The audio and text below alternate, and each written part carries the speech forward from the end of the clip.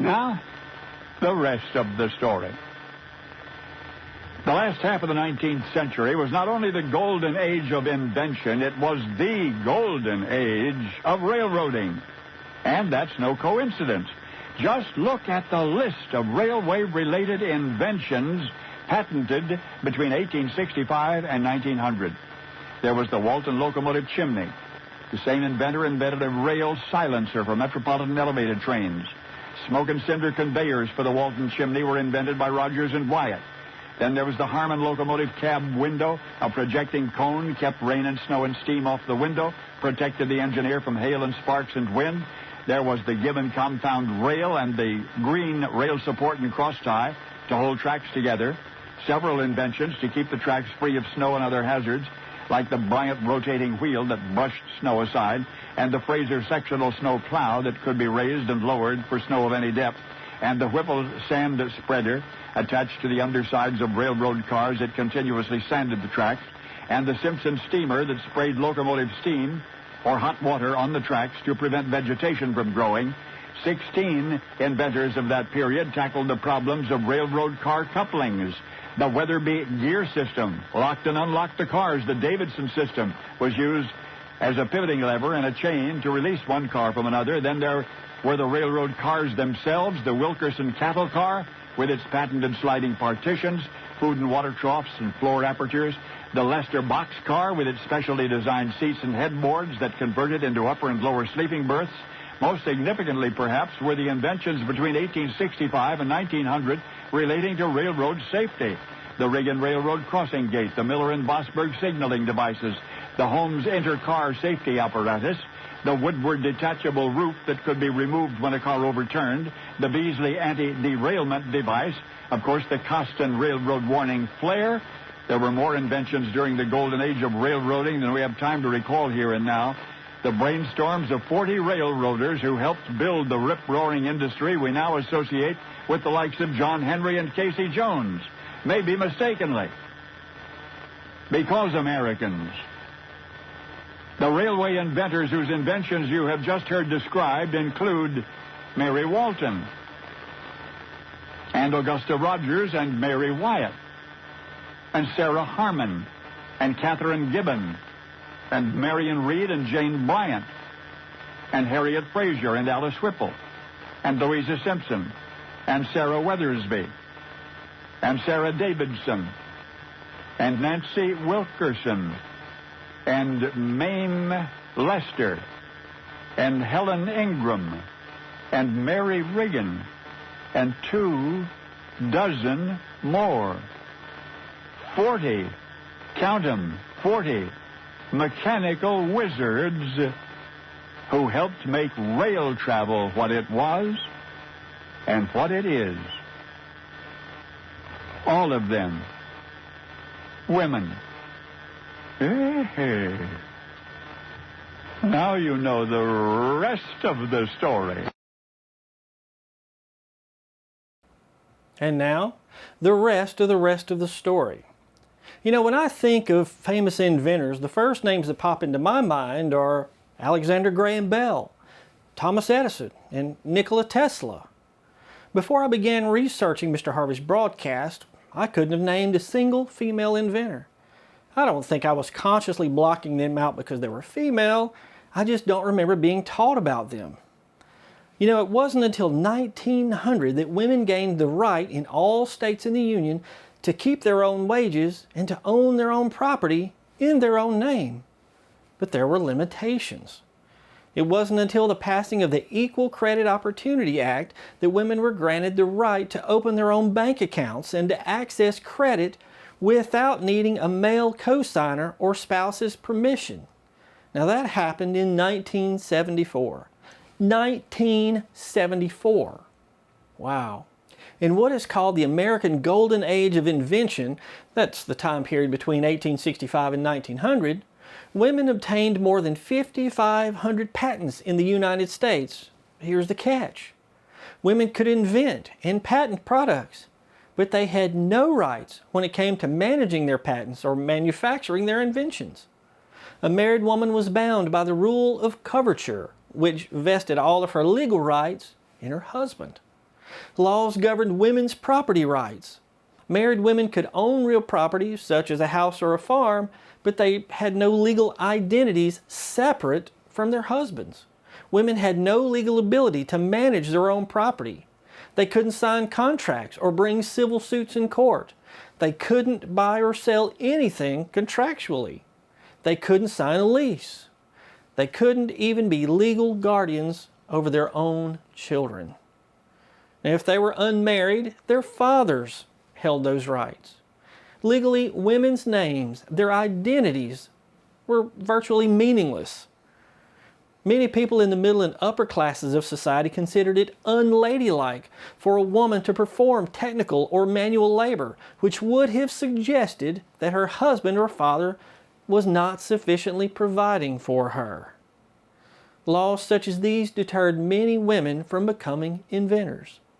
But the women who chose to invent despite these obstacles, those women should be celebrated. Now let's take a look at some other women inventors and their creations. In 1715, Sibylla Masters became the first American, male or female, to receive a patent.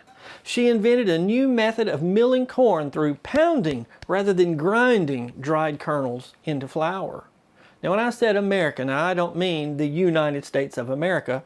I mean the land that was called America on maps as early as 1507. Under British law, married women could not receive a patent in their own names. Therefore, the letters patent granted November 25, 1715 were to Thomas Masters of the sole use and benefit of a new invention found out by Sibylla, his wife. In 1809, Mary Keyes was the first American woman to receive a patent from the United States government. She invented a machine that wove straw with silk or thread to make fashionable hats. Charlotte Smith became concerned with the plight of women inventors. She moved to Washington, D.C. in 1879 and spent years pressuring the patent office to publish a list of women inventors to inspire more women to invent. Unofficial lists had already been circulating for a few years. For example, in March 1877, investigative journalist Ida Tarbell published an article titled Women as Inventors that reported that 1,935 women had received U.S. patents between 1790 and December 1886. However, Charlotte believed it was critical to officially establish through the patent office just exactly how many women had engaged in invention. Charlotte spent the next several years writing letters and calling upon 4 successive patent commissioners, even visiting one commissioner in person 17 times. The commissioner's polite excuse was always a shortage of funds or clerical time. So Charlotte took her case before Congress, and she was eventually granted a $300 appropriation. In 1888, 4 patent office clerks compiled the official published list entitled Women Inventors to Whom Patents Have Been Granted by the United States Government, 1790 to July 1st, 1888, which it was a chronological listing of the inventor's name, address, patent title, patent number, and issue date of 2,297 patents earned by women. The number of the patents earned by women is actually larger than what was published in 1888. You see, the clerk's method was, although tedious, it was very simple. They spent about 10 days listing what sounded like women's names from the list of nearly 500,000 patents. It was far from perfect, but it brought much needed attention to women inventors. Now let's take a look at the first page of the American Women Inventors list. Here we see Mary Keyes' invention listed first.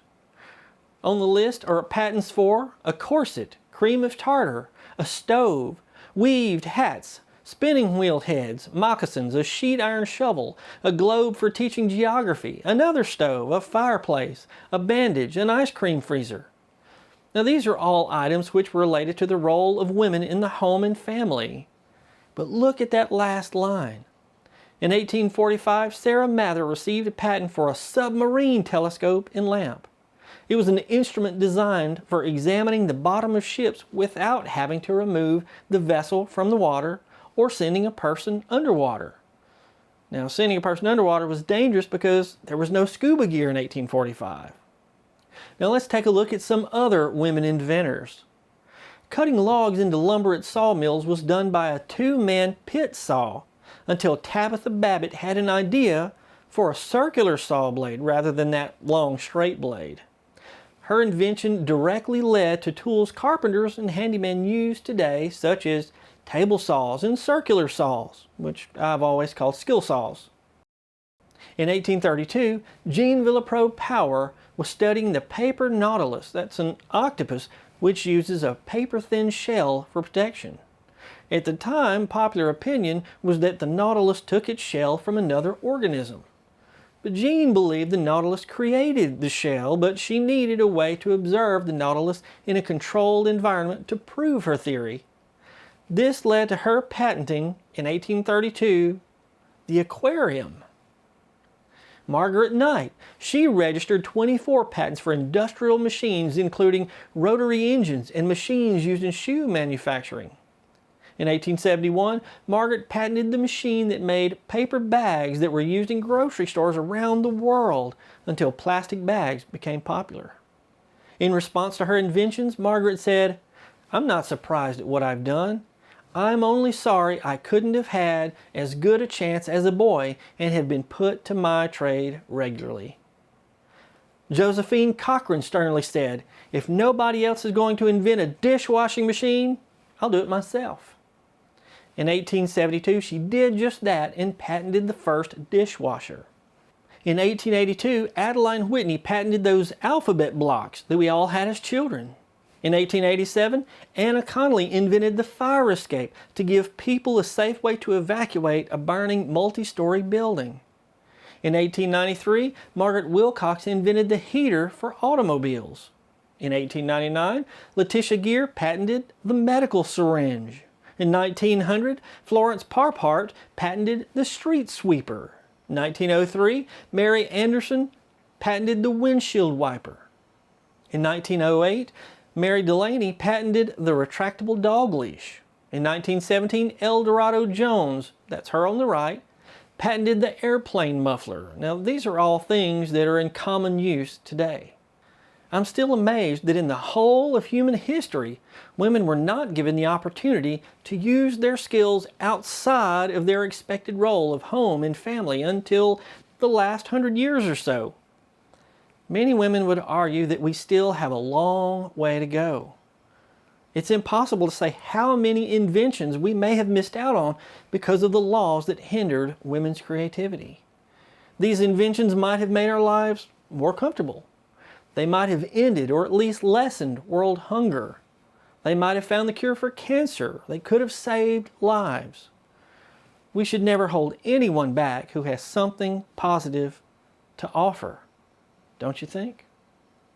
Now I want to show you something a fellow Paul Harvey fan named Danny sent me. This is a book published in 1936 called Tom Tom. This is the 1936 yearbook from Central High School in Tulsa, Oklahoma. This yearbook belonged to a sophomore named Margaret. Now among the senior portraits on page 45 is a portrait of Paul Arant.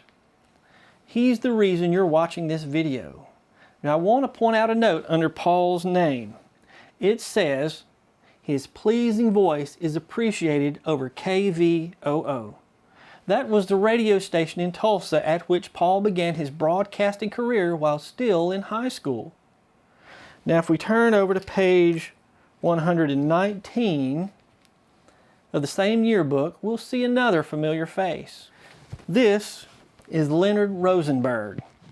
Now that name probably doesn't sound familiar because he became a star of the stage, film, and television under his stage name, Tony Randall. Thank you, Danny, for the yearbook. I really appreciate it. Now, Danny also has a YouTube channel that you should check out. I'll leave a link to his channel in the description below. I'm Brad Dison.